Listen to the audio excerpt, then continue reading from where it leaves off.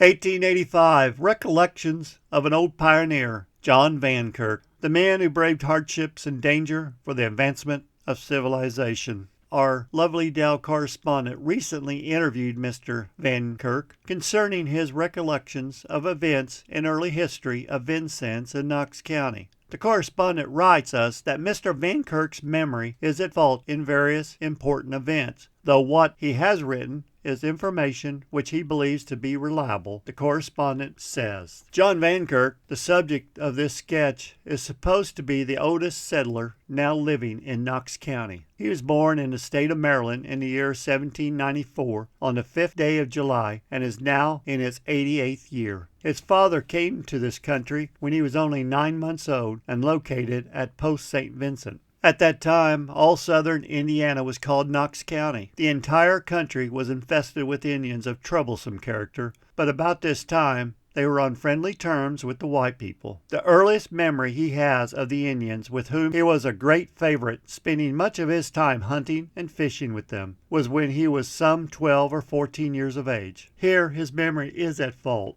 The French and Indians had some misunderstanding, and the Indians became troublesome, and the people at the post had to be constantly on their guard and place sentinels out at night to give warning should there be an outbreak, which was nightly expected. But none being made, the citizens began to feel secure and were less cautious, when the Indians, taking advantage of this, made a night attack on Pierre Andrews' house and broke down the door. He killed 2 of them with an axe, and had it not been for a man who brought out a small cannon and opened fire on them, they would have captured the post for sure. They became frightened at the loud report of the gun and fell back to the country south of the highlands, 3 miles southeast of the post. A few mornings afterwards, the sentinels at the post reported 200 or 300 Indians on or around Sugarloaf Hill, east of the post, in paint and feathers, ready for war. 5 or 6 of them had climbed up into some willow trees that grew in the low grounds next to the post. The cannon was fired at them, and the first shot sent them scampering away over the hills to the wooded lands. From this time they became very troublesome and harassed the settlers night and day until they had to build forts and block houses for safety.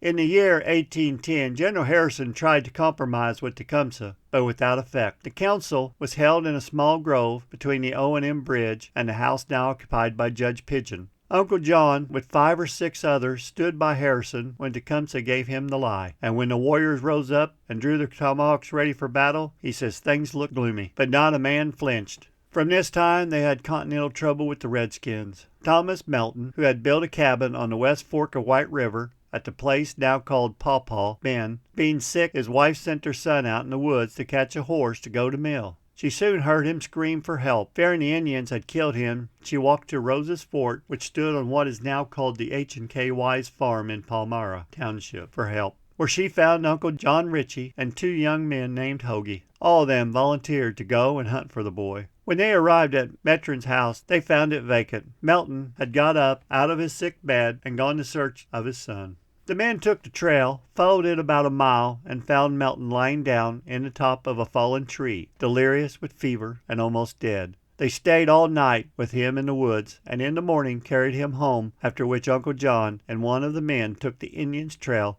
and followed it several miles toward the Wabash River to a creek, where it was lost in the water. Melton's son was never afterwards heard from, but some years afterwards, some bones were found not far from his father's cabin, supposed to be his. In 1811, some soldiers came from Kentucky, and a campaign was organized against the Indians. Uncle John joined Captain Scott's company. The expedition started to Fort Harrison on or about the site of the city of Terre Haute, but before it reached there, the Indians killed several of the sentinels, and General Harrison ordered them to build blockhouses for the protection of the settlers. Mr. Vankirk was, on account of his age, being only 16 or 17 years of age, with 14 volunteer rangers, was left at Fort Harrison to guard it, and was not to his regret in the Battle of Tippecanoe. After the battle, he was transferred to Captain Andrews' company, which acted as general patrol to protect the settlers. One night, the Indians made an attack on them, killed 1 man, and stole 4 of their horses. They started in pursuit and killed 1 Indian and recovered 1 horse. A few days after one of the captain's scouts and interpreters brought word that the Indians had camped in large numbers over the Eel River, they went and captured 25 or 26 prisoners, took them to Fort Harrison, where they kept them all winter. Among the number was a chief. Sometime in the winter, a ranger named Buck McGraw fell out with an Indian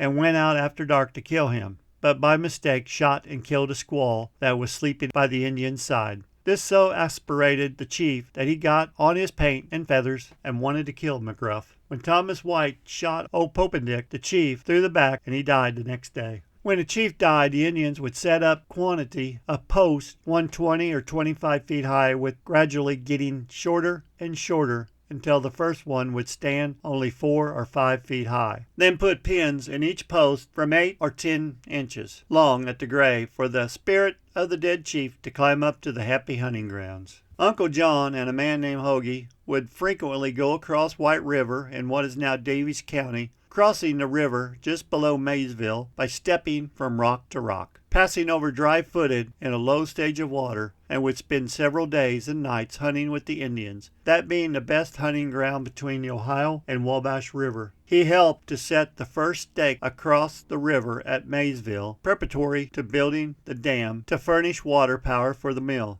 For several years after the Indian troubles were over, he spent his time in hunting and improving a place of land, and he had entered where John Kinsler now lives in Palmyra Township. He would usually kill from 75 to 120 deer each year before Christmas, and a great many bears and panthers. He was one of the most successful hunters in the country. The last bear he ever killed was at what is now known as the Claycomb Farm in Johnson Township, near the West Salem Church. He finally engaged in flatboating to the southern market, and when after disposing of a boat load of produce in New Orleans, walked home. On one of those return trips, he met in Mississippi an Indian chief of the Delaware tribe, whom he knew when he was a small boy. The Indian would have him stay with him some days. He finally settled down to agricultural pursuits, and by patient industry and frugality, he accumulated considerable property. A few years prior, he sold his home farm and moved to Monroe City to live a retired life. Mr. Vankirk has always been a staunch Republican and worked in the interest of his party. He is a man of large social qualities and ever ready to help the poor and destitute with free hands.